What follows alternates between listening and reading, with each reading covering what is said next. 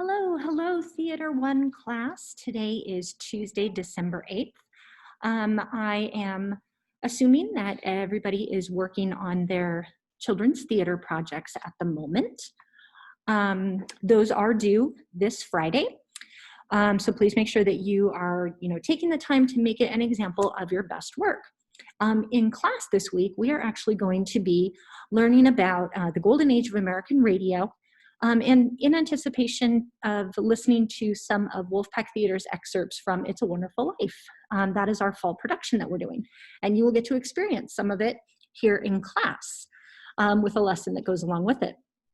I do encourage you to support West Hills High School and Wolfpack Theater by paying the $5 to stream the audio performance. That opens up next Wednesday, December 18th, next Wednesday, December 16th, and runs through Saturday, December 19th. In addition, if you are interested in joining the theater club, please take a look out on Instagram. There is an event with the theater club this week. They are going to be watching Home Alone, the holiday classic Home Alone, while being together virtually and chatting about it, basically kind of doing like an informal watch party with the holiday classic Home Alone. And then they'll be doing the same thing the following Saturday for a live listening party of It's a Wonderful Life. So if you are interested in joining Wolfpack Theater's Theater Club, we would love to have you. It's going to be so much fun, and we will start having regular meetings next quarter. So keep a lookout for that in your school email and follow us on Instagram. All right, so let's get started with talking about the golden age of theater.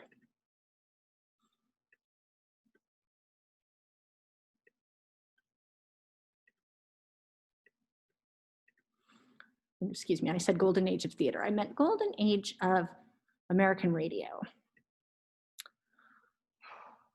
All right, so golden age of American radio as a creative medium lasted at best from the 1930s to 1955, with the true peak period being the 1940s.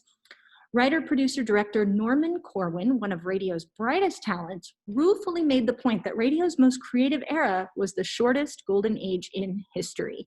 And I think that probably is still true to this day, even though we are seeing technology advance even faster than it was during the mid-20th century.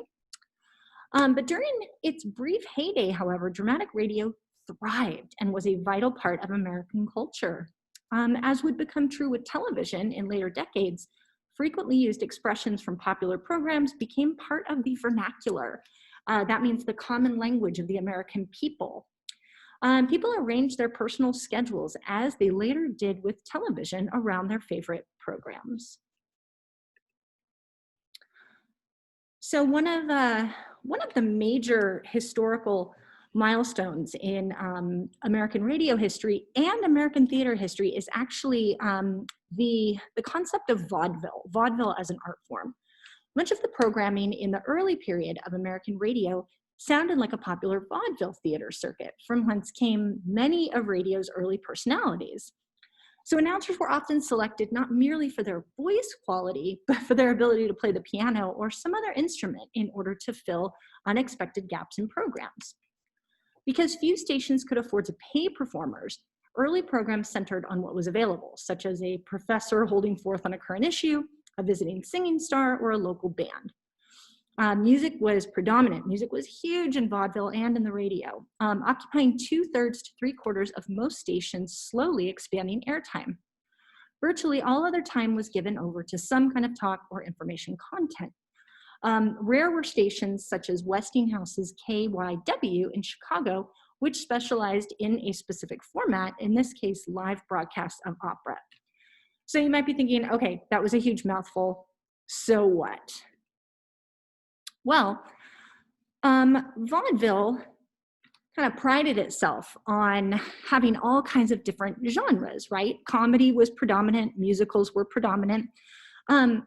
In today's lesson plan, I have shared a slideshow with you that you are going to interact with. So I want you to take a moment and open up that slideshow.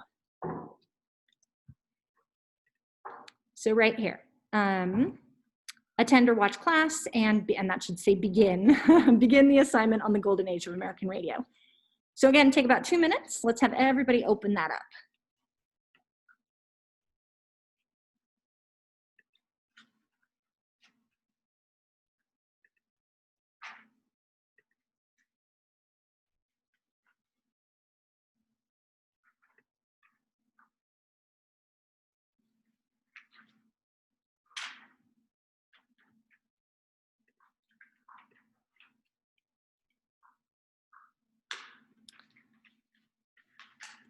Once you have it open,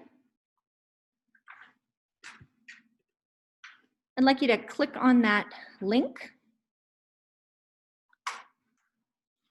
And we're going to spend a few minutes just kind of skimming through this. I'm not putting this here so everybody reads it from, page to page. But this Britannica article has some really great information about golden age of radio programming. And the question that we are attempting to answer right now is, under which genre would It's a Wonderful Life fall? So we're going to go back. We're going to go back to that link and start skimming through the different genres that you see there. So you'll notice, let's see, we've got comedy, situation comedy. Those sound really similar. I wonder what the difference is. Variety shows, anthology shows, film-based anthology shows, police and detective dramas, westerns, horror and suspense. So those are all of the different types of genres that were really popular in American radio. And then the question is, which genre would It's a Wonderful Life fall under? Well, we haven't listened to it yet, but what I'm going to do is play you a little clip from the introductory scene and our first scene in the show. And then we're going to give it a listen and try to figure out, okay, is this a horror? Is this science fiction? Is this a comedy? What is it that I'm listening to? So let's go over here.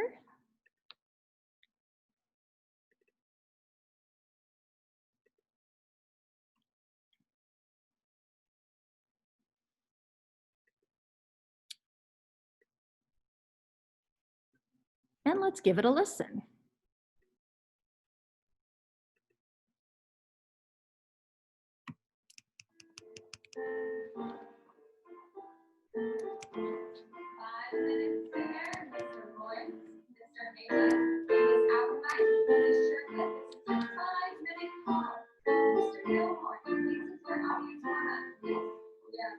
Good evening, ladies and gentlemen, and welcome to a live broadcast from WPFR Playhouse at the Air.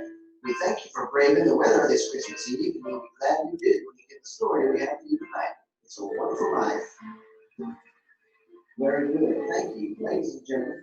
Remember, this evening's program is being broadcast live from coast to coast, and our listeners and your reactions on their listening pleasure. So don't be shy, feel free to applaud and laugh. Soon the prize, just as loudly as your spirit moves.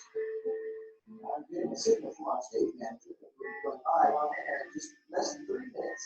Which now gives us enough time to introduce to you the fine acting ensemble that will be performing this evening's entertainment. You know, from the shipyard, war detective, and cowboy romance playing George Bailey, the hero of tonight's story. Having just returned from Los Angeles, having completed $400 bananas, and taken me to a spectacle, as a state lady, Mary Happy. We bring you this Ohio in 1943. It's Sally Hepburn. Our Playhouse of the Air listeners have heard our next little lady voice, from one of the producers of law, playing small town siren, vital figure, and others in the evening's story, and we do this honor Sherwood. Soon to be co-starring with Margaret Dumont in Paramount Pictures comedy, The Chick, Act Like Carlos, the Angel, and others in the show, is Mr. Harry Chadwell Haywood. And finally, he was our fabulous, and he will be every week on Playhouse at the Air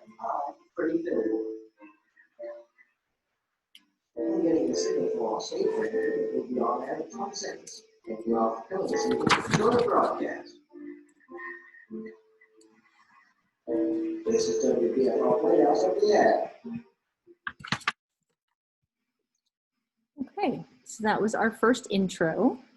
So don't try to answer the question just yet. That was our intro.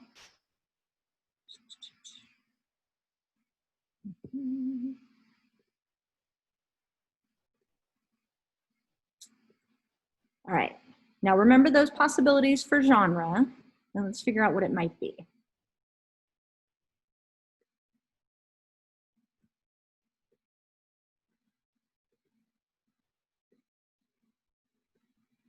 Okay.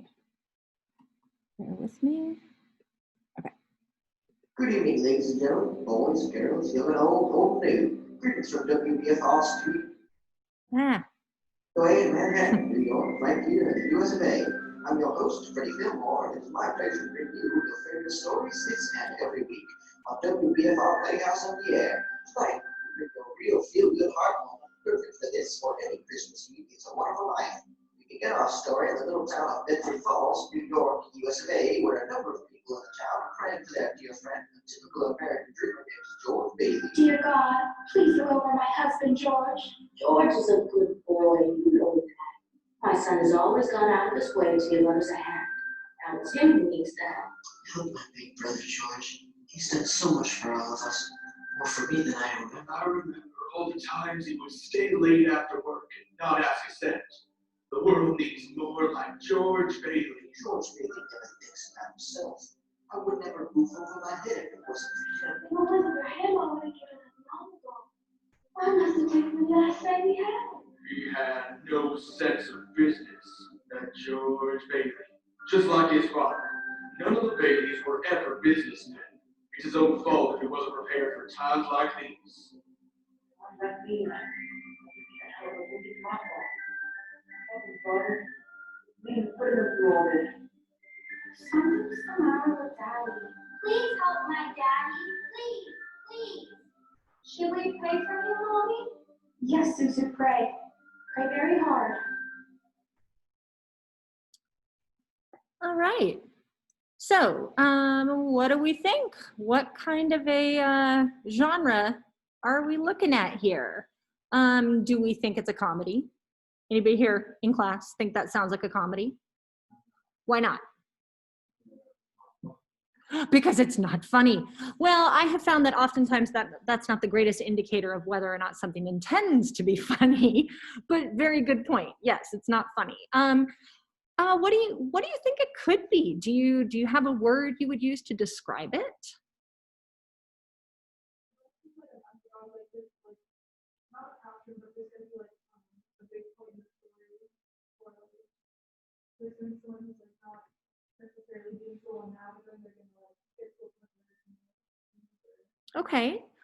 Okay, so what we heard live in class is that it sounds like it could be an underdog story. Somebody who maybe isn't necessarily going to succeed usually, but then he goes on to prove everybody wrong. Absolutely, an underdog story. Does anything indicate that it could be science fiction? No. What would it need to have science fiction? Science, yes. Very, very good, Caleb. It needs science. But what does that mean? If you were listening to a science radio show, what might you expect to hear? Bill Nye, if it were like a documentary, sure. Okay, but science fiction, what comes to mind when I think of that is that I would expect to hear like the sounds of spaceships, you know, or lasers, I don't know. Yeah, out of this world, absolutely. Westerns, if we were looking at, if it were a Western, I might hear a horse neighing, or I might hear, tumbling tumbleweed, like the sound of tumbleweed, or, somebody talking like this, talking about a sheriff, and, gunfights and stuff like that. But this is very clearly one of the theater's oldest genres. This is a drama. Absolutely. You could also, it sounds kind of soap opera-y. So in your slideshow, drama, melodrama, which means melodrama is when somebody's really overly dramatic. Something like that. That's what you would answer there in the slideshow. So I'll give you guys a sec to do that.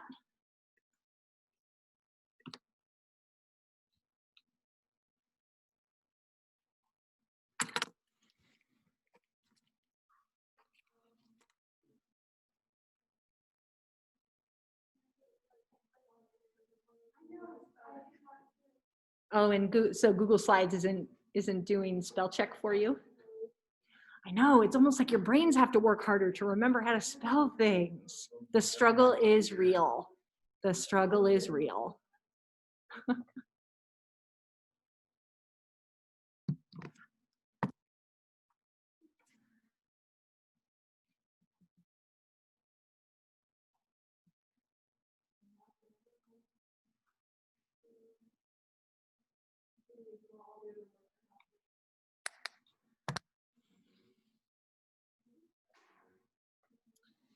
Okay, I'm going to assume everybody typed a few things right in there. And now we are going to watch this lovely little video. It's about 10 minutes long about the golden age of radio drama. Are we ready? Yeah. All right.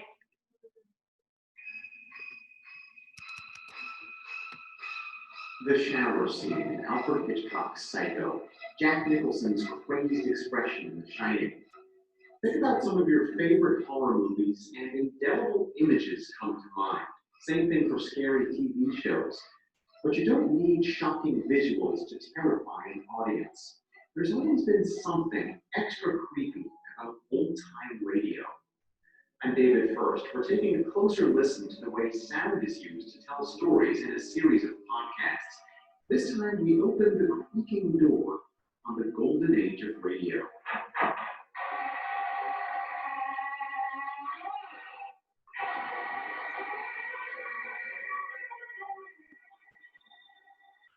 Good evening, friends of the Real Sanctum. This is your host, opening the squeaking door. Anyone who has ever traded ghost stories around a campfire in the middle of the night knows you don't need big budget visual effects to scare the daylights out of your friends. Before TV, before computers and the internet, the art of the scary story was perfected during the golden age of radio, when creepy shows like The Inner Sanctum and The Shadow captured the imagination of listeners huddled around their radios.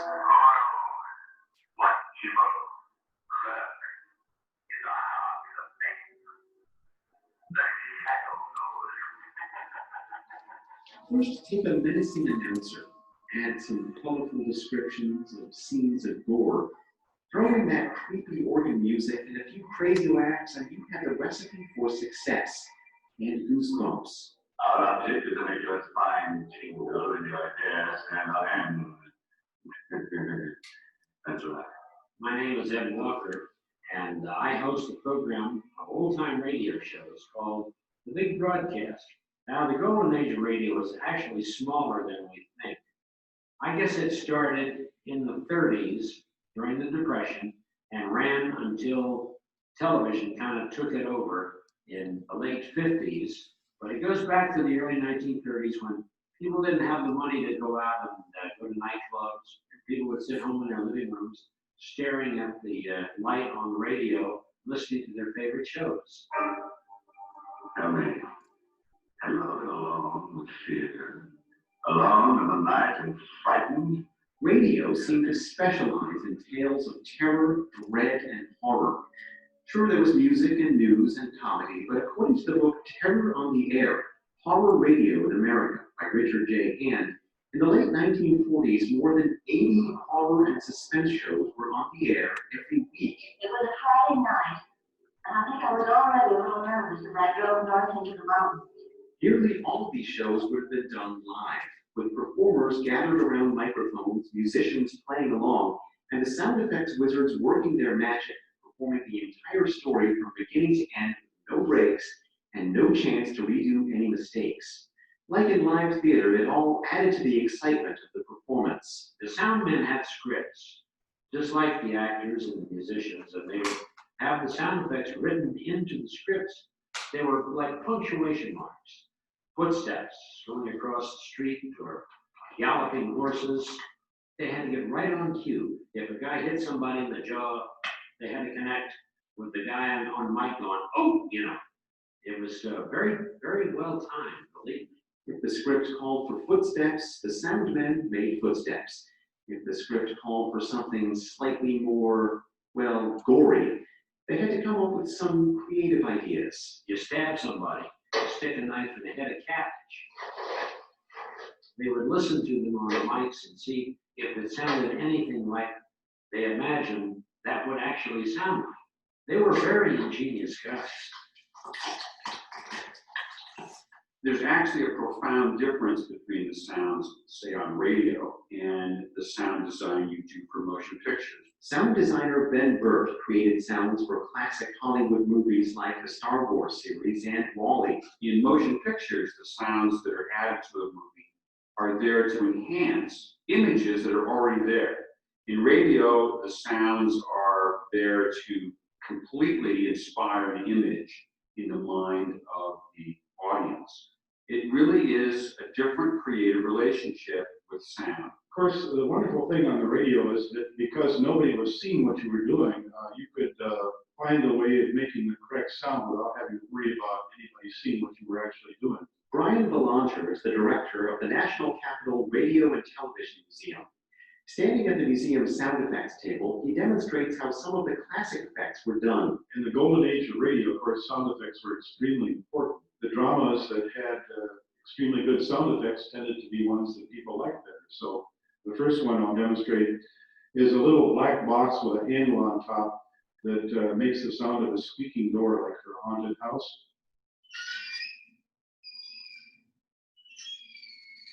Let me show you how they did thunder. If you had a thunderstorm, basically it would just shake a big sheet of aluminum. Let me try that for you. Now, if you had a cowboy show, of course, you need the sound of horses' hooves, and that was a very simple matter of just taking some coconut shells and a board, and let me show you how that sounded. Yes, tapping coconuts and stabbing heads of lettuce is a lot of fun, but nothing works without good writing and great acting. Ed Walker remembers one show that brought the perfect script together with perfect sound. There was one show we ran at Halloween called Three Skeleton Teeth. It's the story of these guys that worked in a lighthouse. And one night a ship went aground, and off of the ship comes a bunch of rats. The ship is covered with ship's rats. Look, see them go. Oh, yes, I do. At the other end of the rock, look at me. They smell us. Here they come. Close the door. And they get into this lighthouse, and these guys are, trying to save themselves. And this show won the sound effects award, the best sound of the year. They had sounds of rats all throughout the program. How they did it, I never did. But it was a classic. Scary to death. The night was doomed to ground. Filled with a crawling mass that swarmed over the glass all night. I could not see the sky, nothing but them. Their red eyes that caught in their wriggling hairy snouts. Their teeth. What is it about radio that made it so scary? Why were there so many horror and suspense shows? Ed Walker thinks he knows. In radio, they call it the theater of the mind. It's like reading a good book. You can put your mind into what you're hearing. And that's what radio is all about. At least it used to be all about. Brian Belanger agrees. As we're sitting there listening to the radio, we're creating this image in our minds, and we can create whatever image fits our own feelings about what's actually happening. And of course, a good drama show was able to do that. And a famous example of that was when Orson Welles did War of the Worlds in 1939, where they recreated this drama about Martians invading the Earth. And they got a small beam of light against the mirror. Striker, head on. And the sound effects on that were excellent. And of course, by the time the show was over, there were quite a few people who didn't realize it was just a drama. People panicked. It was quite a national event. At least 40 people, including 6 state troopers, lie dead in a field east of the village of Grover's Mill. Richard J. Hand, author of Terror on the Air, Horror Radio in America, wasn't around during the Golden Age. He grew up on horror movies, but when he first got his hands on an archive of old-time radio shows, he says it exuded like nothing else I had ever consumed, the thrill of terror. These days, with tons of old-time radio shows available at the click of a button on the internet, it's easier for a new generation of fans to experience that thrill, that terror, than ever before. Oh man, the rats are getting closer. I'm out of here. Thanks for listening. I'm David First for Arts Edge, a program with the Education Department of the John F. Kennedy Center for the Performing Arts. Run, run!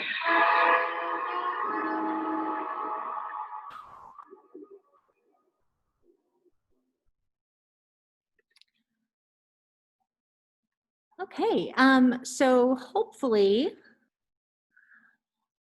you were able to tune in for that entire thing. I think sometimes, and I'm going to speak from personal experience, but also just from what students have said, some students are totally into like audiobooks and podcasts, right? I really, really love audiobooks, and I just started getting into podcasts. But when I first started listening to them, I had such a difficult time because my mind would wander like crazy. I just couldn't get into it until I was introduced to the podcast Limetown. So I'm curious, anybody here in class, have you guys heard of or listened to Limetown?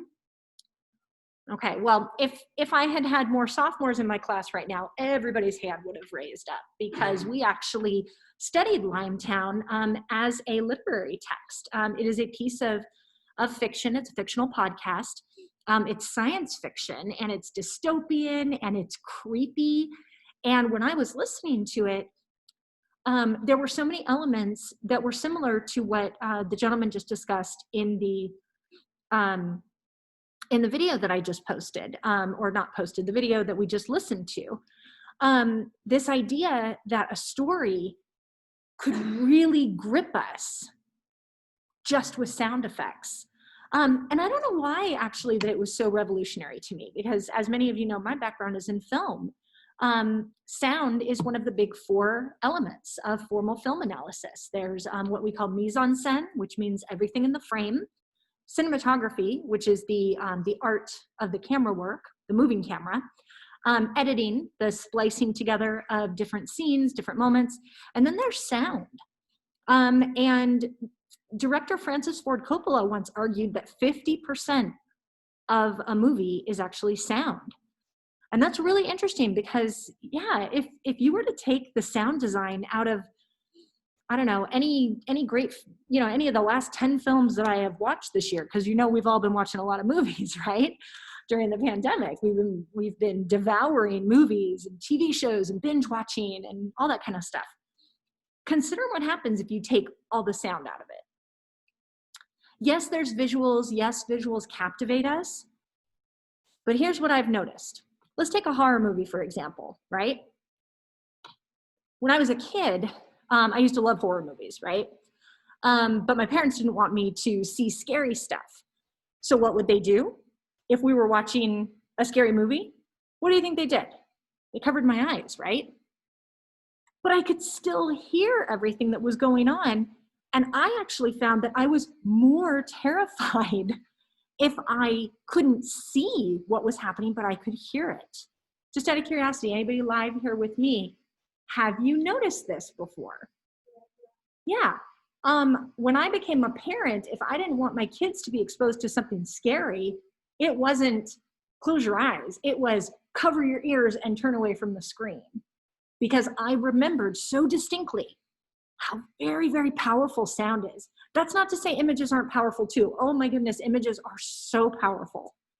But what understanding the history of radio does for us is it really reminds us how much our imaginations can be captivated by sound design and sound effects, music, creaking doors, screeching violins, like the Alfred Hitchcock example that they open with, a scream. There was a scream in that podcast of Limetown that like literally made my skin crawl. And I had no idea how terrified I would be just from a simple podcast. And that art form of the podcast really relies on this foundational work that was done in the golden age of American radio. So yeah, so It's a Wonderful Life is not a horror podcast or, horror audio performance. It is a holiday classic, but it still abides by the same rules of putting together all of these different sounds to create a performance and to create a theatrical experience. And one of the coolest things that I think I can say about our It's a Wonderful Life performance is that what you'll notice is there's about 6 or 7 actors that lend their voices to our production, and they are playing dozens of different characters. But the coolest thing is that none of them have been in the same room together more than once. And that was just to pick up their scripts and meet me in person. Socially distanced, all with our masks on, but that was the only time. And I think a lot of our actors weren't even here. So we are putting together this theater performance of students that are spread out all over the county. And technology has really allowed us to do that. And I just think that's really cool. So let's go back to our slideshow here. Oh, wait, nope, next one. All right, so let's really dig into this question. According to the video, what is the role of sound in radio? If you're live here in class, go ahead and talk to each other about it first. And then everybody working at home, I'll come back with some ideas from the students, and then we'll go ahead and give it a go with typing our answers. What do you guys think? According to the video, what is the role of sound in radio?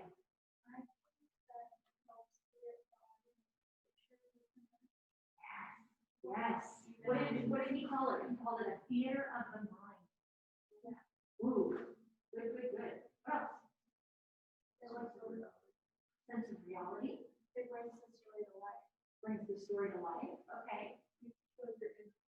Yeah, it makes you feel like you're in the story. Good. Guys, let's put all of those answers together and craft a nice, good answer. Don't just give me one sentence. I want more than that.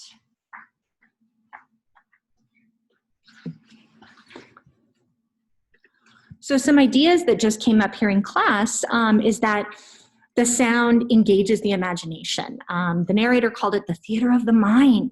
Oh, I love that idea. Theater of the mind. Makes it sound more realistic. It engages our attention. It engages our imagination. So let's type a really good answer there.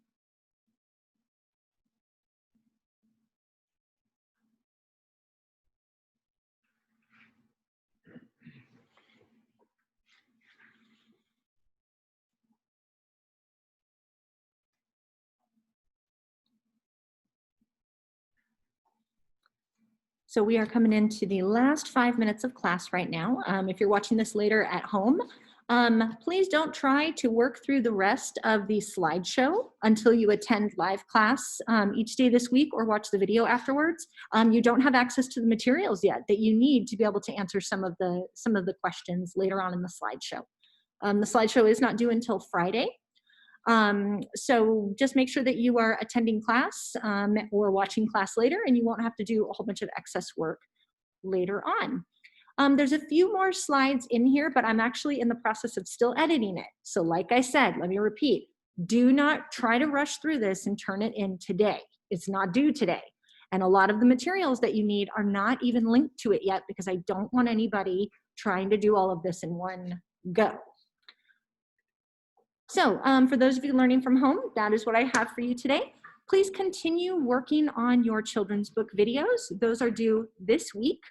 And if you have any questions, please feel free to send me an email. And I look forward to seeing your work. Take care.